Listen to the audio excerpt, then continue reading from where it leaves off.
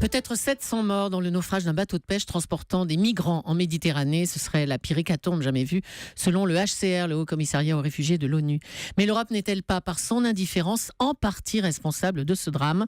C'est la question qui fâche de 7h15 sur Europe 1. Et pour y répondre, nous sommes en ligne en direct avec Sandro Gozi, secrétaire d'État italien aux affaires européennes. Bonjour Sandro Gozi. Bonjour. Avez-vous l'impression, vous les Italiens, que vos voisins européens vous laissent vous débrouiller tout seul face à ces drames ? Y a-t-il une responsabilité collective de l'Europe aujourd'hui ? C'est plus qu'une impression, c'est une réalité. Et bien sûr, nous appelons l'Europe finalement à assumer toutes ses responsabilités qui sont, comme vous dites, responsabilités collectives de l'Union dans son ensemble. Mais quelle est la mesure d'urgence que demande l'Italie aux Européens ce matin ? La mesure d'urgence, c'est de tout d'abord renforcer l'opération Triton, l'opération des contrôles des frontières de la Méditerranée, et aussi de commencer à prendre ensemble des véritables mesures véritablement efficaces pour lutter contre les trafics des êtres humains. Mais ça serait quoi ces mesures efficaces ? Il faut aller en Libye directement, de là où partent ces malheureux ? Il faut finalement prendre au sérieux la question libyenne.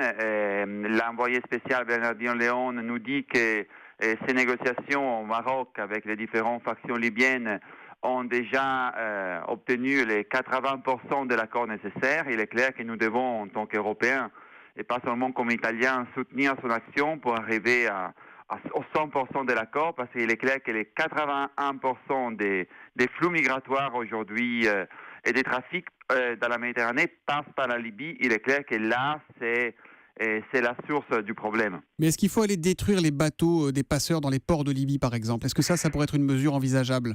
Ça, c'est une mesure envisageable une fois que la Libye est stabilisée. Aujourd'hui, avec l'instabilité qu'il y a en Libye, c'est très difficile de penser à une action de ce genre. Dans un deuxième moment, une fois que la Libye est stabilisée, cette action devrait faire partie de ce que les Européens ensemble, avec des actions communes, pourraient envisager. Et ça veut dire quoi, stabiliser la Libye ? On sait que c'est le chaos dans ce pays, il y a 2 gouvernements différents, le pays n'est pas tenu. Ça veut dire envisager peut-être une opération. Le travail lancé par Nicolas Sarkozy à l'époque n'a pas été correctement fait, correctement terminé ? Mais ça n'a jamais suivi une action politique à l'intervention militaire. Le problème de la Libye est exactement celui-là. Il y a eu une intervention militaire, il n'y a pas eu une stratégie politique pour l'après. Et aujourd'hui, nous voyons les conséquences de cette absence de stratégie. Et nous voyons aussi les conséquences de la négligence avec laquelle, notamment l'Union européenne, a traité la question libyenne jusqu'à il y a très peu de temps. Aujourd'hui, la Libye est une source d'instabilité européenne et internationale, et il est clair qu'il faut arriver rapidement à une solution politique et diplomatique qui doit être suivie par des mesures d'accompagnement et de soutien de la part de l'Union européenne à son ensemble. Hier, le président François Hollande, président français, parlait de terrorisme pour qualifier les actes de ces passeurs. Est-ce qu'aujourd'hui, l'Union européenne, par son inaction, est complice de ces terroristes ? Les responsables, il faut lutter contre ce que nous appelons les nouveaux esclavagistes du XXIe siècle. C'est comme ça que nous appelons les trafiquants des êtres humains.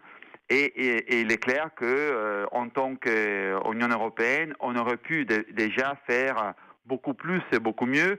Et par ailleurs, tous les engagements au niveau des conclusions du Conseil, au niveau des principes, ils sont là. Pendant notre semestre de présidence du Conseil de l'Union européenne, nous avons adopté des documents où tout est écrit. Maintenant, il faut passer à l'action. Alors, il y aura une réunion d'urgence des ministres de l'Intérieur et des Affaires étrangères à Luxembourg tout à l'heure. Vous avez l'impression que l'Europe prend enfin la mesure du drame, ou vous craignez que ça soit encore une réaction à vif sous le coup de l'émotion, un peu de blabla pour pas grand-chose ? Les signaux d'hier sont positifs. Il y a eu sans doute des prises de position très importantes de la part du président de la République française Hollande.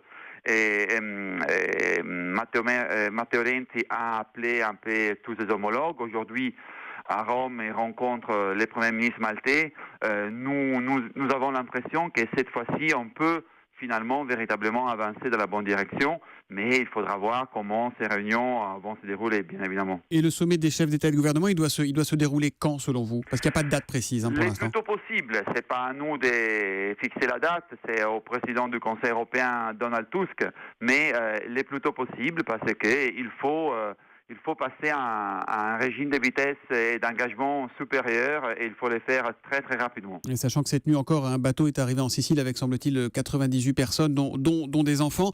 Sandro Gozzi, est-ce qu'on ne se trompe pas d'approche avec l'opération Triton dont vous parliez, qui vise d'abord à protéger nos frontières? On est passé d'une opération de sauvetage des hommes qui s'appelait Mare Nostrum à une opération de surveillance des frontières qui s'appelait Triton. Elle n'est pas là l'erreur majeure de l'Europe?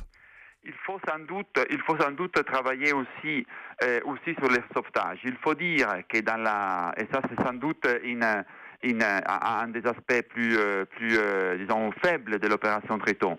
Il faut dire que cette fois-ci, dans la dernière tragédie, il y avait un bateau à côté du bateau qui s'est renversé. Donc même dans le contexte de Mare Nostrum, on n'aurait pas pu éviter la dernière tragédie. Mais sans doute, l'opération Triton, elle doit être renforcée du point de vue de l'aire géographique d'intervention, des équipements et des ressources qui sont mises à sa disposition. Merci Sandro Gozzi, secrétaire d'État italien aux affaires européennes, d'avoir été en direct avec nous ce matin. Vous étiez en direct de Berlin et on entend votre appel à l'Europe. Il est urgent maintenant d'agir et d'agir pour de bon. Merci et bonne journée à vous. Merci à vous, bonne journée. Au revoir.